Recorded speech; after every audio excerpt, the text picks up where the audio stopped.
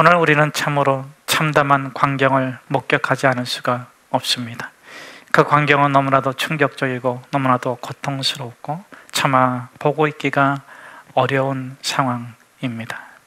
그것은 바로 어저께만 해도 제우스와 헤르메스라고 그렇게 떠받들던 루아디아의 사람들이, 그 이방 사람들이 바울을 돌로 쳐서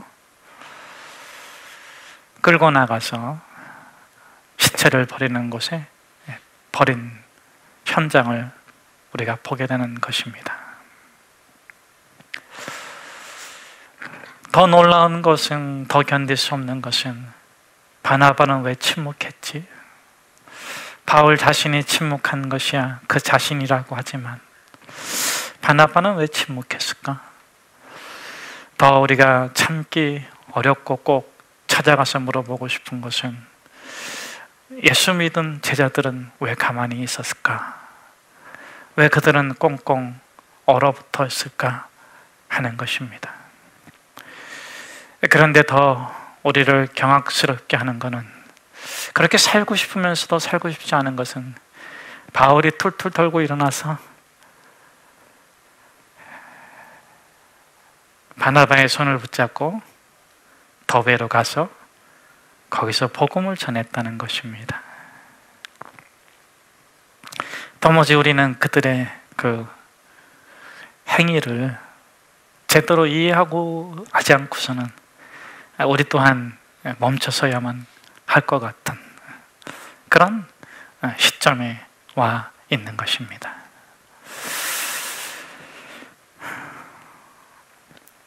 그들을 얼게 한 빙점은 무엇일까? 그리고 그들이 다시 일어나 복음을 전하게 한 융점은 무엇일까? 사도행전의 저자 누가는 너무나도 단순하고 간략하고 쉽게 아주 편하게 18절, 19절을 썼지만 이 18절과 19절은 상당한 기간을 가지고 있는 구절입니다.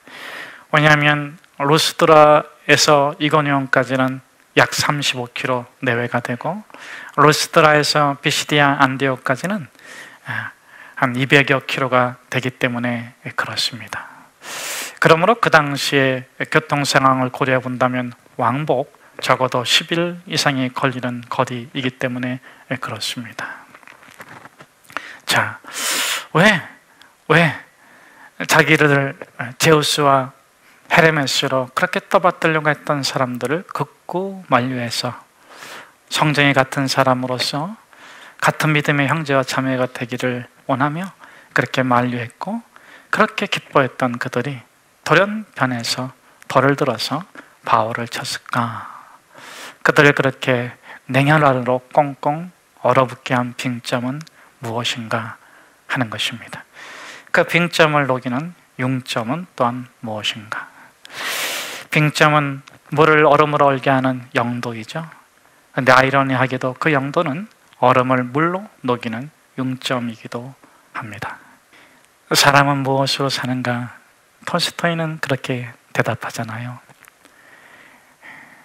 하나님께서는 우리가 함께 살도록 지으시고 우리가 나만이 아니라 타인과도 함께 잘 살도록 살아갈 수 있도록 한 가지를 주셨다. 그것이 무엇입니까? 그것은 우리는 염려함으로 우리 자신을 돌볼 수 있다고 생각하지만 그것은 염려가 아니라 사랑이다. 여러분의 빙점은 뭐예요? 재물일 수도 있고 건강일 수도 있고,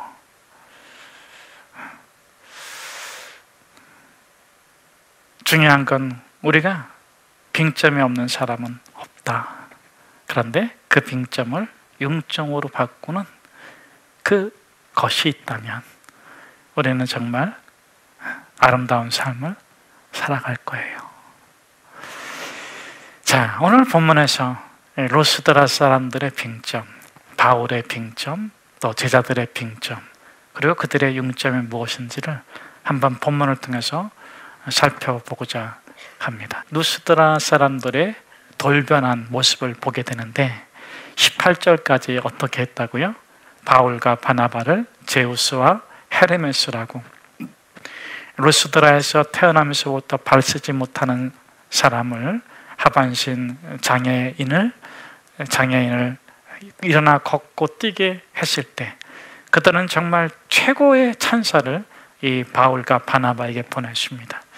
근데 이 바울과 바나바가 옷을 찢으면서 우리도 당신들과 똑같은 성정을 가진 사람입니다, 헛되건 버리고 우상 버리고 오직 만물을 지으신 창조주 하나님께만 경배하십시오. 그분이 이전에도 여러분들을 축복해 주셨습니다. 그분은 모두에게, 그분을 아는 사람이든 모르는 사람이든 비를 주시고 해를 주시고 자연을 주셔서 살게 하셨습니다. 이제는 그렇게 헛된 우상을 섬기는 것을 버리고 말씀을 따라, 복음을 따라 하나님이 맡겨주신 청직의 삶을 살아가십시오. 이렇게 마무리가 됐습니다. 자, 그리고 루스드라에 머물러 있으면서 또다시 복음을 증언하고 많은 사람들이 이 바울과 바나바를 통해서 헛되고 망령된 신화들을 버리고 우상들을 버리고 예수 그리스도의 복음으로, 진리로 돌아오는 역사가 일어났습니다. 그런데 안타깝게도 이 19절에 보니까 유대인들이 어디서부터 왔다고요? 안디옥. 여기서의 안디옥은 비시디아 안디옥이고, 그 다음에 이고니온에서 왔다. 그 다음에 무리를 어떻게 했다? 충동질했다. 그래서 충동질했다의 원어의 본래적인 뜻으로 좀 더 밝히면 설득해서 분노케 했다 하는 것입니다.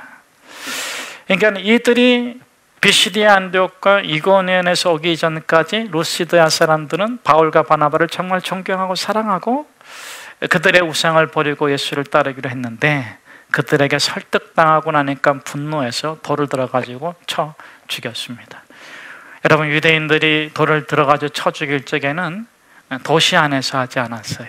끌고 나가서 도시 밖에서 돌로 쳐 죽였는데, 아마 이들은 시내 안에서, 이 이방인들은 그렇게 했는 것을 볼 때 그 시내에서 공개 재판이, 그 광장에서 공개 재판이 열린 것으로 우리는 추정할 수가 있습니다. 자, 그러면 이들이 무엇 때문에 설득을 당해서 분노했을까? 그것은 두 가지입니다. 첫째는 우리가 바울이라는, 사울에서 바울로 바뀐 사건에서 알 수 있고, 두 번째는 다른 성경의 도움을 통해서 알 수가 있는데, 우리가 먼저 다른 성경의 도움을 받도록 하겠습니다. 그것은 사도행전 16장 19절의 말씀이 결정적인 메시지를 주는데, 제가 몇 절 말씀을 여러분들을 위해서 읽어드리도록 하겠습니다. 사도행전 16장의 사건은 이제 2차 선교 여행을 떠난 바울과 실라가 빌립보에서 점치는 여인을 고쳐주고 나서 겪은 일입니다. 그리고 왜 그들이 그들을 폭력을 행사하고 바울과 실라를 감옥에 가두었는가, 그 직접적인 이유는 19절 말씀에 있는데, 제가 한번 16절에서부터 19절 말씀을 읽어드릴 테니까 여러분이 한번 들어보시면 좋겠습니다. 우리가 기도하는 곳에 가다가 점치는 귀신 들린 여종 하나를 만나니 점으로 그 주인들에게 큰 이익을 주는 자라.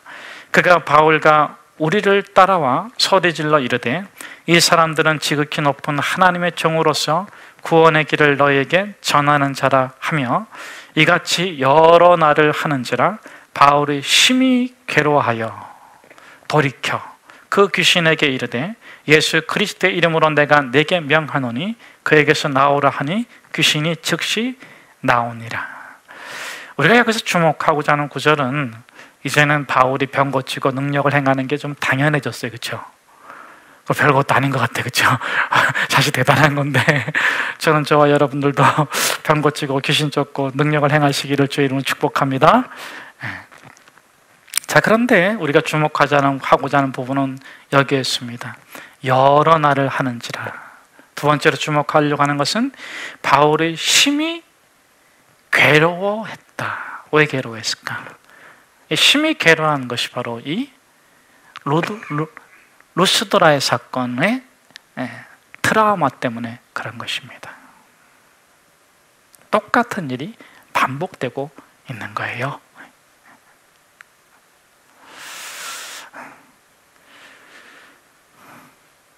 그러나 그가 신앙 양심적으로 그 정치는 여인에게 있는 귀신을 쫓아내지 않을 수가 없어서 여러 날을 괴로워하다가 여러 날을 외면하다가 여러 날을 도망치다가 마침내 그 여인에게 명하여서, 예수의 이름으로 명하여서 귀신을 축출해 줍니다.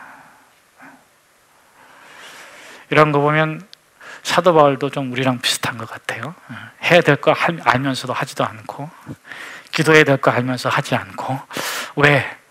자기가 또 피해를 겪을까 봐 사실은 두려운 거예요.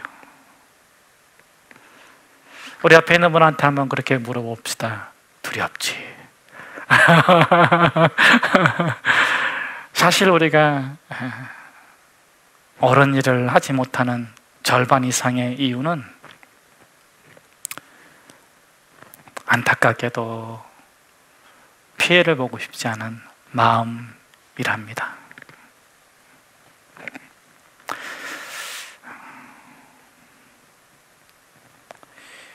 그런데 그녀에게 기도하고 예수의 이름으로 귀신을 쫓아냈더니 그 다음에 올 것이 왔어요. 그것이 19절인데, 여종의 주인들은 자기 수익의 소망이 끊어진 것을 보고 바울과 실라를 붙잡아 장터로 관리들에게 끌어갔다가, 그 다음에는 이제 풍습의 문제, 관례의 문제, 이런 문제로 폭력을 행사하고 감옥에 가두게 됩니다. 자, 그래서 다시 우리가 14장으로 돌아와서 이 비시디아 안디옥과 이고니에서 온 유대인들이 이 루스드라 사람들을 어떻게 설득하고 분노케 했을까? 두 가지인데, 첫 번째로는 이 루스드라는 제우스 신당에서 그 기적의 소식, 안진뱅이를 고쳤다는 소식을 듣고 사제들이 달려와서 제물을 바칠 정도로, 그 당시 이 고대 근동이 다 그렇지만은 이 지중해 지역의 사람들이 그렇고 또 우리나라도 마찬가지지만, 루스드라는 특별히 우상을 섬기는 사람들이 많았습니다. 그들은 어떤 계기나 어떤 특별한 일이 있으면 그들은 우상에게 제사하고 예물을 사고 바치고 또 그런 일들을 했던 것입니다. 이제 뭐 코로나19가 끝나서 여러분이 다시 또 여행을 다니실 수 있는데, 동남아시아 쪽으로 가게 되면은 꽃을 판다든지 이렇게 집마다 다 이렇게 재단이 있는 걸 보게 돼요. 아마 그걸 생각하면 쉬울 겁니다. 그러니까는 이 유대인들이 첫 번째로 그들을 설득한 것은 경제적인 이유입니다. 너희들이 이 신전을 중심으로 먹고 사는 게 얼마나 많으냐. 그런데 이제 너희들이 이익을 얻지 못하게 되었다 하는 것입니다.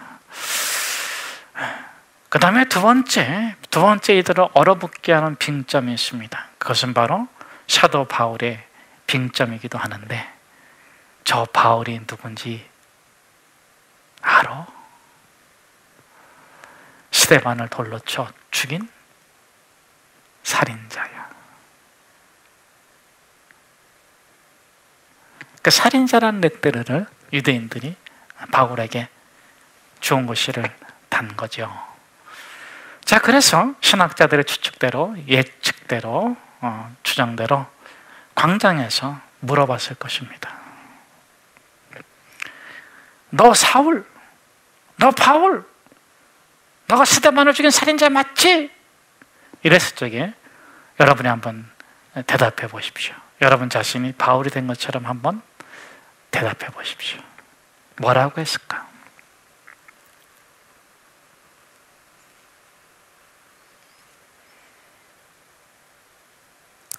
틀림없이 유대인들은 이렇게 설득했을 것입니다. 만일 그가 살인자가 아니라고 한다면 돌로 안 쳐도 된다. 그런데 그 자신이 살인자라고 우리가 고발했을 적에 그것을 인정한다면 너네가 돌로 쳐라.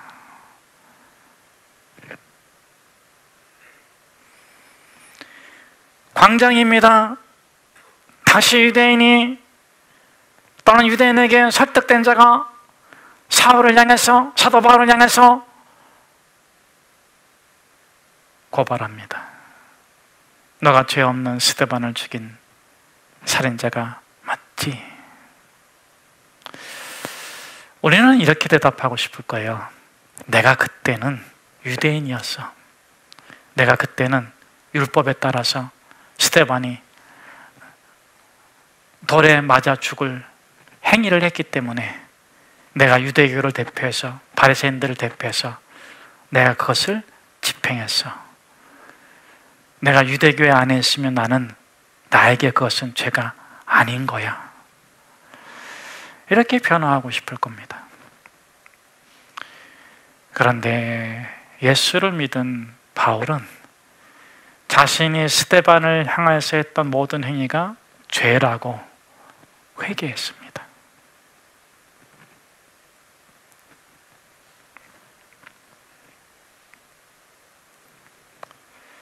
자신이 스데반에게 했던 모든 행위가 죄악임을 깨닫고 자백했습니다. 회개했습니다. 그래서 오늘 본문에서 바나바가 침묵했던 것처럼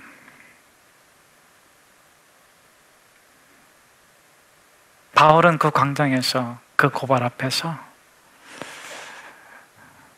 아무런 대답도 안 하고 침묵했을 것입니다. 어쩌면 바울은 이렇게 기도하지 않았을까요? 주님, 당신도 십자가 앞에서 침묵했지만 나는 당신의 침묵과는 다르답니다. 당신은 진정 죄가 없어 침묵했지만 나는 죄인이기 때문에 침묵합니다.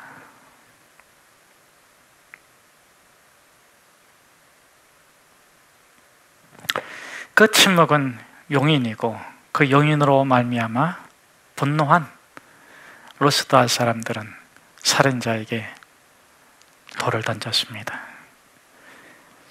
그들은 폭행을 가한 것이 아니라, 폭력을 가한 것이 아니라 살인자에게 정당한 대가를 돌려준 것입니다.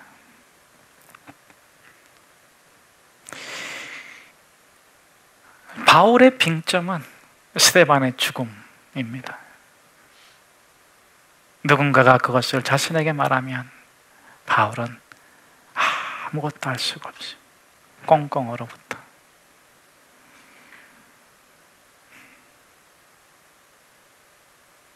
여러분의 빙점은 뭐예요? 여러분 스스로를 미워하게 만들고 증오하게 만들고 환멸을 이끌고 가고 살맛이 안 나게 만들고 세상을 저항하게 만들고 불평하게 만들고 때려치고 싶게 만들고 무기력하게 만들고 우울하게 만들고 불안하게 만들고, 여러분의 빙점은 뭡니까? 저는 여러분의 빙점이 0점으로 바뀌기를 축복합니다. 이 바울에게 있어서의 빙점이 0점으로 바뀌는 것은 무엇일까? 오늘 사도행전의 저자 누가는 아주 간결하게 함으로써 강력하게 우리한테 그것을 전하고 있는데, 20절 보니까 제자들이 둘러섰을 때에, 이것은 아마 제자들이 바울의 장례를 의논하기 위해서 둘러섰다고 신학자들은 이야기하고 있어요. 왜냐하면 광장에서 돌로 쳤고 죽은 줄 알고 끌고 갔기 때문에. 성 밖에서 돌로 치고 처리한 게 아니라 광장에서 돌로 치고 죽은 줄 알고 질질 끌고 버렸기 때문에.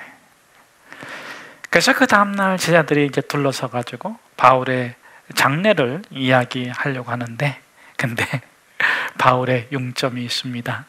그게 뭡니까? 바울이 일어났다. 더 놀라운 것은 아무 얘기 안 해. 성에 들어갔다. 더 놀라운 것은 그 다음날 더베로 갔다. 한 30여 킬로 떨어진 더베로 가서 그 더베에 가서 바울과 함께 손잡고 복음 전해서 많은 사람들을 제자 삼았다.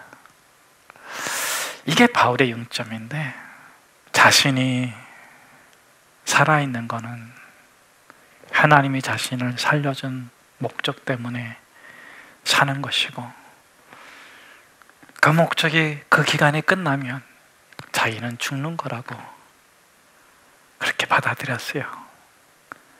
그래서 일어나서 복음 전하는 거예요.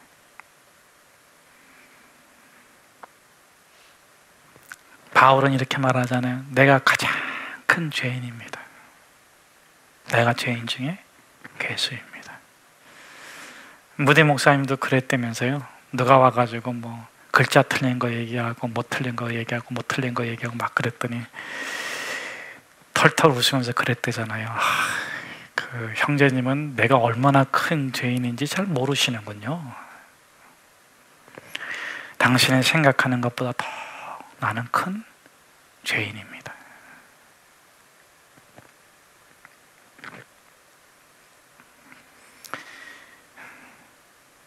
내가 돌로 스테반을 쳐 죽였는데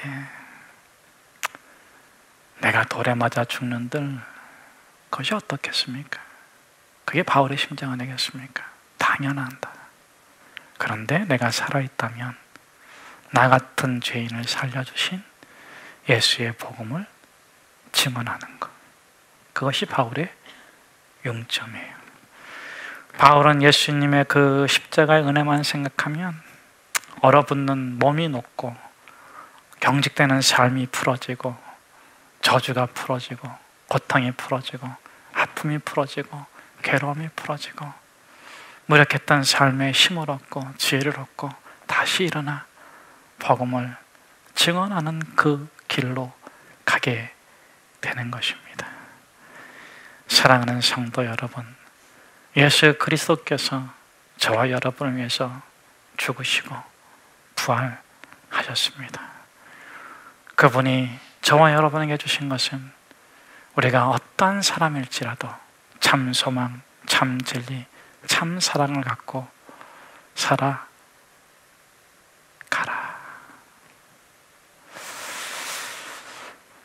안타깝게도 루스드라의 용점은 발견되지 못했습니다. 이고니온도 더베도 BC 안디옥도 오늘까지 그 지명이 이름이 바뀌었지만 전해지고 있지만 루스드라는 찾을 수가 없다고 합니다. 자, 하나 더 생각해 볼 것은 제자들이 둘러서 있는데 거기에 바나바도 있겠죠? 바나바의 빙점은 무엇일까? 바나바의 빙점은 악을 악으로 갚지 말고 악을 선으로 이기라는 예수의 정신이 아닐까? 저는 솔직히 바나바 같은 동역자랑 일하고 싶지 않아요. 제가 좀 어려우면 도와주고 맞으면 좀 자기도 같이 맞든지 때려주지 못하더라도 그렇지 않아요? 저는 그런 사람하고 같이 일하고 싶어요. 폭탄이 터졌는데 폭탄이다 하고 자기가 폭탄 있게 해서 나는 사는.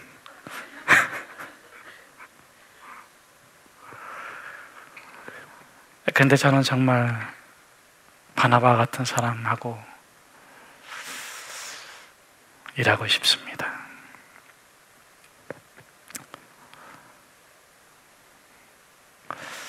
그 고난 가운데서 침묵했지만 일어나서 다시 손을 잡을 수 있는 사람, 그리고 다시 비전을 위해, 사명을 위해 더 나은 세상을 이루기 위해서 함께 동역할 수 있는